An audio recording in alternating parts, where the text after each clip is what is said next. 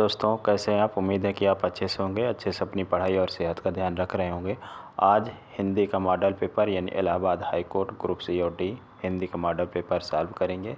और मैंने क्वेश्चन वही लिए हैं जो Allahabad High Court group C और डी में के सिलेबस में है और मोस्टली उसी के आसपास के क्वेश्चन लिए हैं, क्योंकि Allahabad High Court group C D का पेपर बिल्कुल आसान आता है और मोस्टली सारे लड़के हिंदी 25 में 25 सही करते हैं। तो आपको भी कोशिश करना है 25 में 25 हिंदी सही हो, क्योंकि पेपर सरल है और एक भी क्वेश्चन आपका गलत आपको मेरिट लिस्ट से बाहर कर सकता है।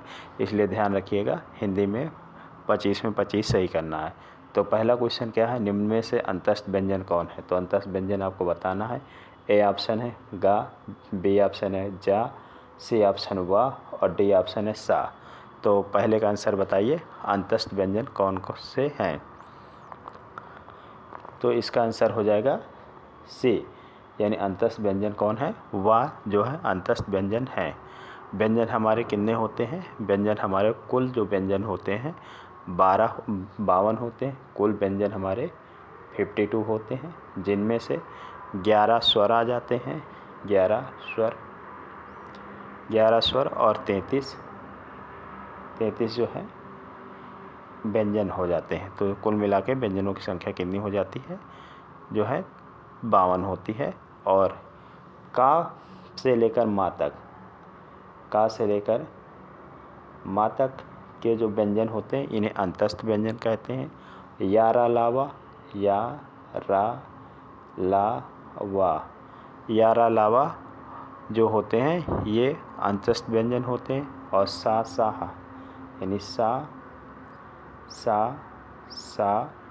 और हा, ये जो 4 व्यंजन होते हैं सा सा और हा ओस व्यंजन होते हैं। संयुक्त व्यंजन कौन कौन से होते हैं, तो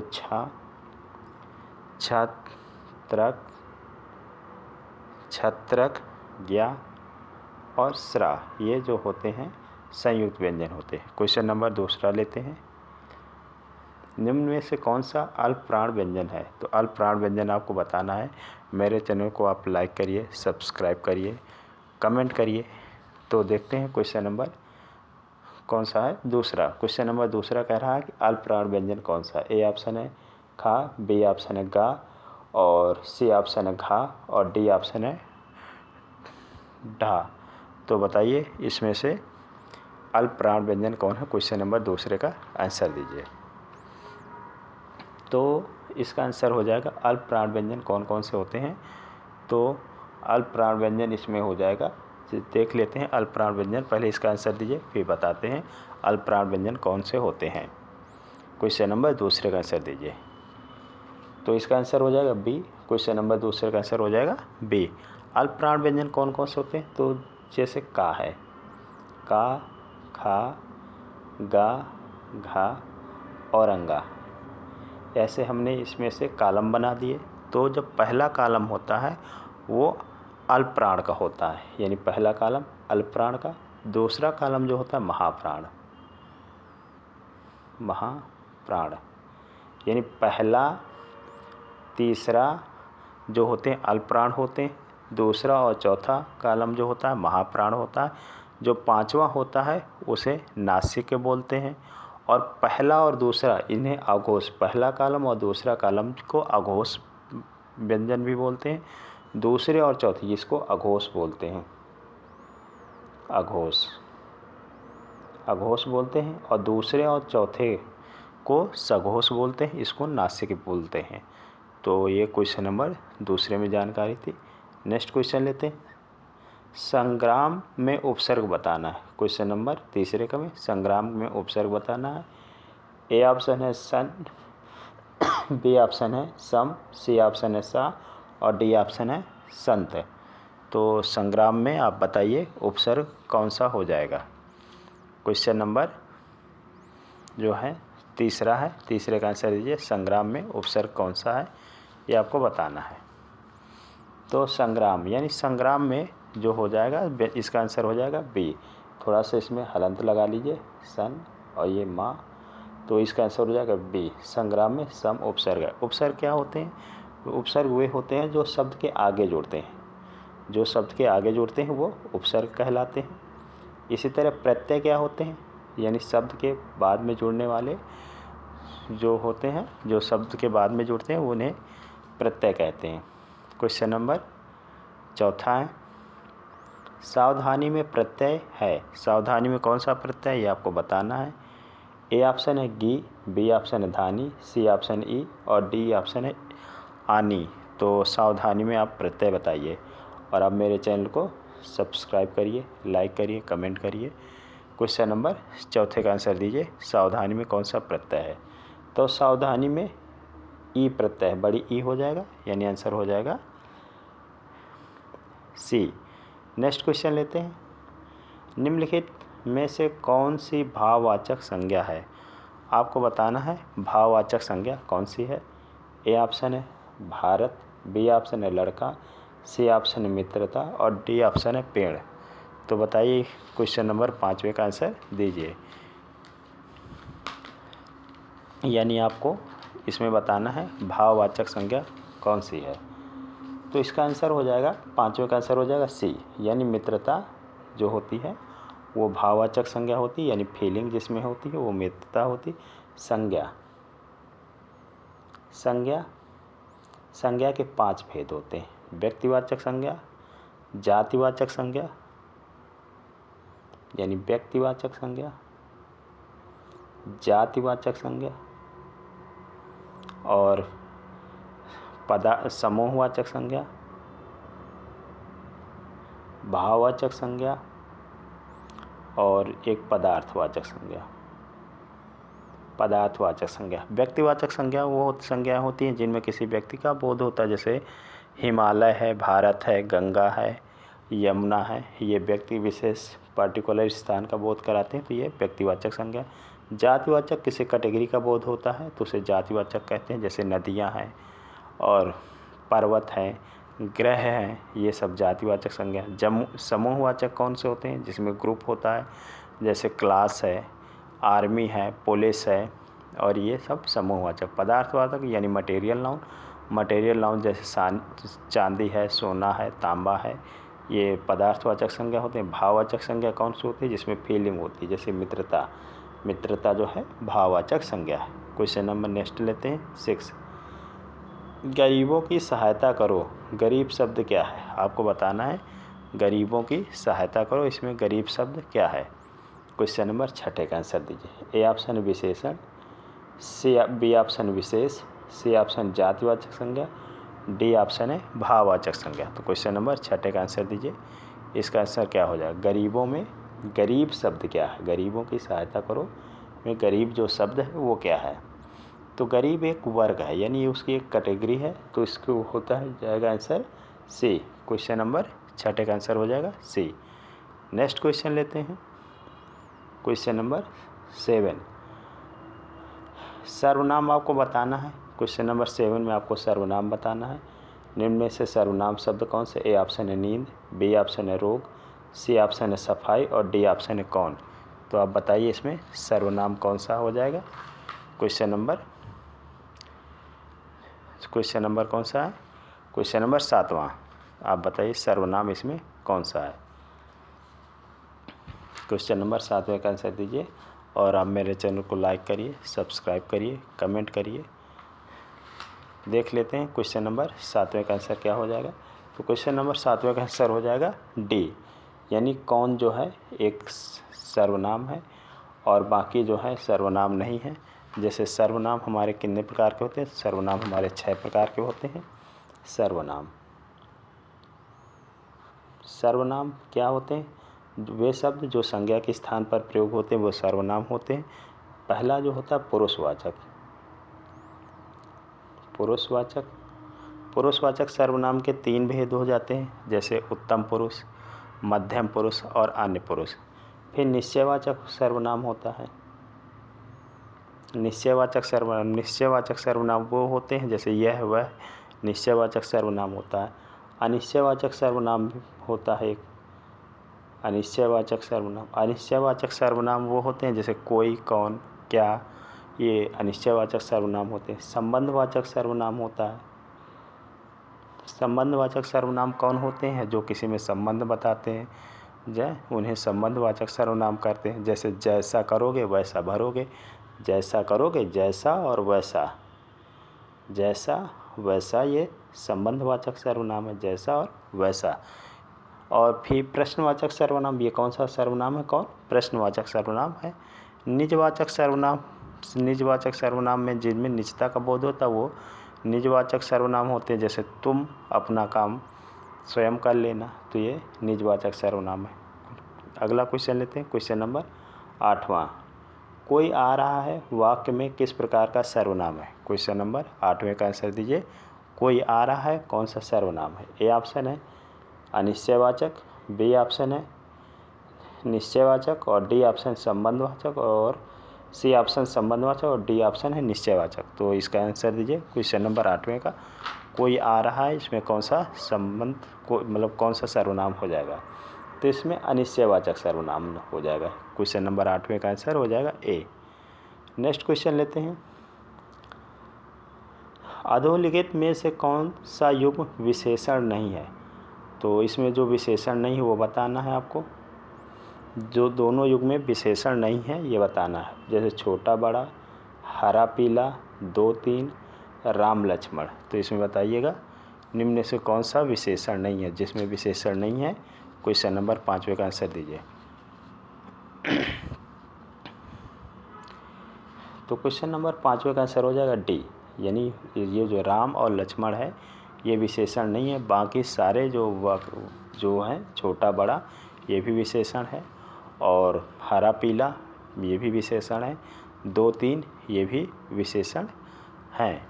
तो विशेषण मुख्यतः कितने प्रकार के होते हैं? विशेषण मुख्यतः 4 प्रकार के होते हैं, जिनमें से एक विशेषण होता है गणनावाचक विशेषण, दूसरा होता है क्रमवाचक विशेषण, आवृत्तिवाचक विशेषण, और समुदायवाचक विशेषण, और प्रत्येकवाचक विशेषण। इस तरह से विशेषण के 4 प्रकार होते हैं। नेक्स्ट क्वेश्चन लेते हैं, क्वेश्चन नंबर 10वां। एक विशेषण शब्द नहीं है, उसे आपको बताना है। क्वेश्चन नंबर 10वें में आंसर बताइए। ए ऑप्शन है लजीला, बी ऑप्शन है लाडला, सी ऑप्शन है लांछन, और डी ऑप्शन है लापता। तो क्वेश्चन नंबर 10वें का आंसर दीजिए। इनमें से कौन सा विशेषण नहीं है? क्वेश्चन नंबर 10 का आंसर दीजिए। क्वेश्चन नंबर 10, और पेपर बिल्कुल आसान आता है इलाहाबाद हाई कोर्ट का। आपको कोशिश करना है एक भी गलती ना हो। तो इसमें विशेषण नहीं है, तो लांछन जो है ये विशेषण नहीं है, बाकी सारे जो है विशेषण हो जाएंगे। तो नेक्स्ट क्वेश्चन लेते हैं, क्वेश्चन नंबर 11। वह पहुंचा ही होगा वाक्य में क्रिया का काल क्या है? आपको ये बताना है। ए ऑप्शन है भविष्य काल, बी ऑप्शन है हेतु मत भूत, सी ऑप्शन है वर्तमान, और डी ऑप्शन आसन भूत। तो 11 का आंसर बताइए। वह पहुंचा ही होगा कौन सा काल है? क्वेश्चन नंबर 11 का आंसर दीजिए। वह पहुंचा ही होगा कौन सा काल है? तो इसका आंसर हो जाएगा डी, आसन्न भूत, यानी आंसर क्या हो जाएगा? डी। अब काल जो होते हैं टेंस मुख्यतः 3 तरह के होते हैं। एक प्रेजेंट यानी वर्तमान काल, वर्तमान, दूसरा होता है भूत, और तीसरा होता है भविष्य काल। जो वर्तमान के भी भेद हो जाते हैं, वर्तमान काल के निम्नलिखित भेद हो जाते हैं। जैसे जो वर्तमान काल के कई भेद हो जाते हैं, और उसी तरह भूतकाल के भी कई भेद हो जाते हैं। अब वैसे इंग्लिश में तो 4 भेद होते हैं, लेकिन हिंदी में जो है इसके कई भेद हो जाते हैं। जैसे वर्तमान काल के सामान्य वर्तमान काल होता है, अपूर्ण वर्तमान काल होता है, संदिग्ध वर्तमान काल होता है। उसी तरीके से जो भूतकाल होता है, भूतकाल के भी जैसे सामान्य भूत होता है, आसन्न भूत होता है, अपूर्ण भूतकाल होता है, पूर्ण भूतकाल होता है, संदिग्ध भूतकाल होता है, हेतु मध्य भूतकाल होता है। भविष्य काल के भी जो है 2 भेद हो जाते हैं, सामान्य भविष्य और संभाव्य भविष्य। तो इस तरह 11 का आंसर हो गया डी। नेक्स्ट क्वेश्चन लेते हैं, क्वेश्चन नंबर 12। निम्न में कौन सी सकर्मक क्रिया है? क्रियाएं आपकी दो तरह से होती हैं, देखते हैं।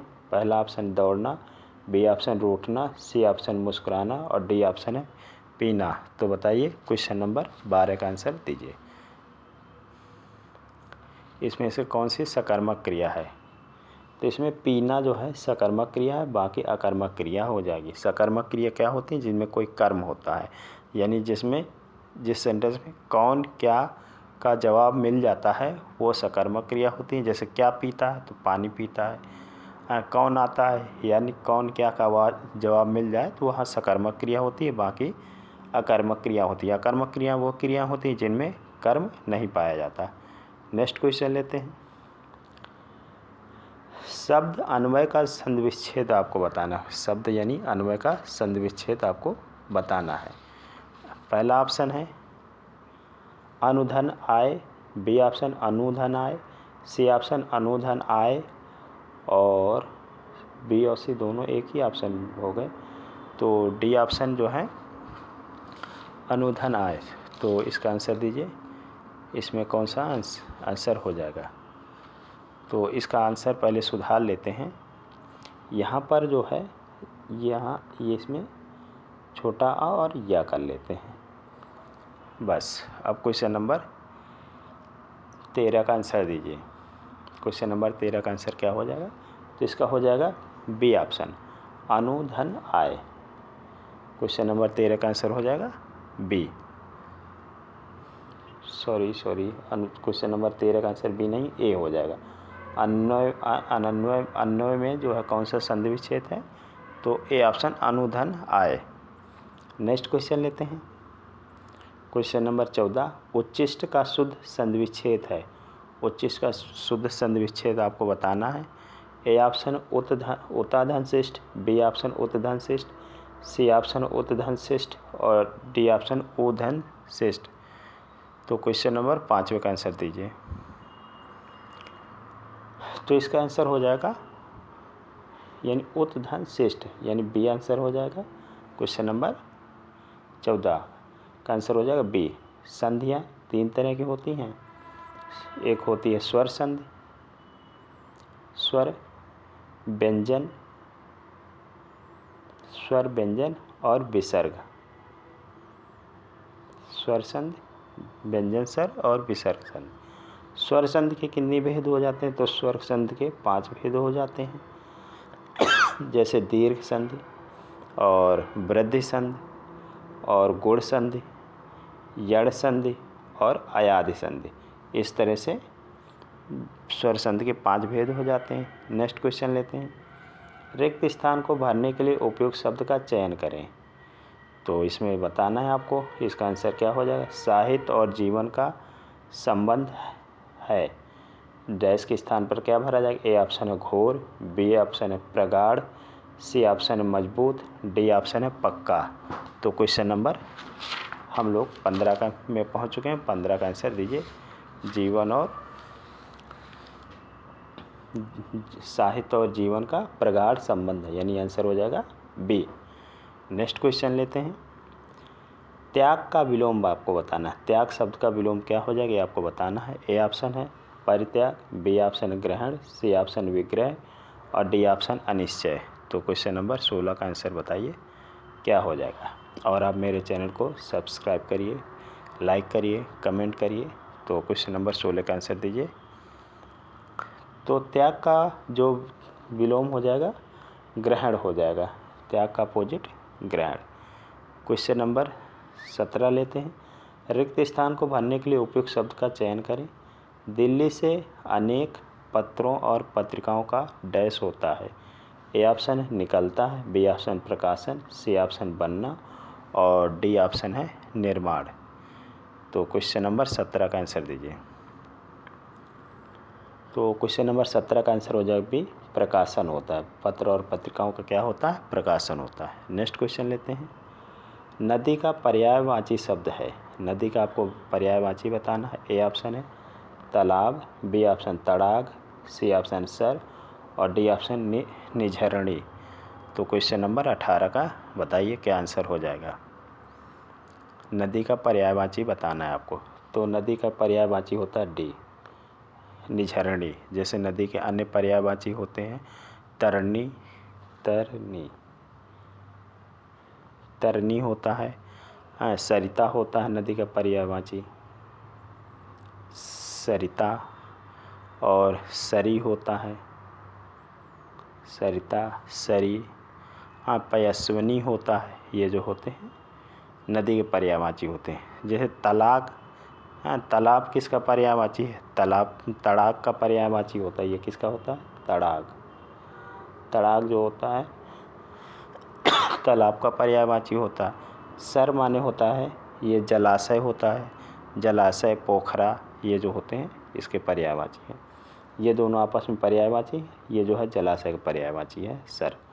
नेक्स्ट क्वेश्चन लेते हैं, क्वेश्चन नंबर 19। रिक्त स्थान को भरने के लिए उपयुक्त शब्द का चयन करें। राम के डैश आग्रह करने पर मैं उसके घर गया। ए ऑप्शन है नरम, बी ऑप्शन तीव्र, सी ऑप्शन अधिक, और डी ऑप्शन बहु। तो क्वेश्चन नंबर 19 का आंसर दीजिए। क्वेश्चन नंबर, जिसका आंसर हो जाएगा बहुत अधिक। राम के अधिक आग्रह करने पर मैं उसके घर गया। नेक्स्ट क्वेश्चन लेते हैं। संहार शब्द में कौन सा उपसर्ग है ये आपको बताना है। संहार में कौन सा उपसर्ग है? ए ऑप्शन है सा, बी ऑप्शन है सम, सी ऑप्शन हार, और डी ऑप्शन है सन। तो 20 का आंसर दीजिए। संहार में कौन सा उपसर्ग है? तो संहार में सम उपसर्ग है, यानी आंसर हो जाएगा बी। नेक्स्ट क्वेश्चन लेते हैं। कूप मंडूप होना का क्या अर्थ है? कूप मंडूप होने का अर्थ, मुहावरे का अर्थ बताना। ए ऑप्शन अत्यंत सीमित ज्ञान, बी ऑप्शन घर में ही रहना, सी ऑप्शन कुएं में गिरना, डी ऑप्शन है मूर्ख होना। तो कूप मंडूप का आंसर दीजिए। तो इसका आंसर हो जाएगा ए, अत्यंत सीमित ज्ञान। कूप मंडूप होने का मतलब होता है अत्यंत सीमित ज्ञान। ए आंसर हो जाएगा। नेक्स्ट क्वेश्चन लेते हैं, क्वेश्चन नंबर 22। रमेश मेरे लिए डैश उपहार लाया। रमेश मेरे लिए उपहार लाया। इसमें संप्रदान कारक कौन सा है? संप्रदान कारक आपको बताना है। ए ऑप्शन है मेरे लिए, बी ऑप्शन कोई, सी ऑप्शन उपहार, डी ऑप्शन है लाया। तो क्वेश्चन नंबर 22 का आंसर दीजिए। तो इसका आंसर हो जाएगा ए, यानी संप्रदान कारक हो जाएगा ए, मेरे लिए। और आप मेरे चैनल को सब्सक्राइब करिए, लाइक करिए, कमेंट करिए। देखते हैं क्वेश्चन नंबर 23। रिक्त स्थान को भरने के लिए उपयुक्त शब्द का चयन करना है। उसकी बुद्धि बड़ी डैश है, क्या है?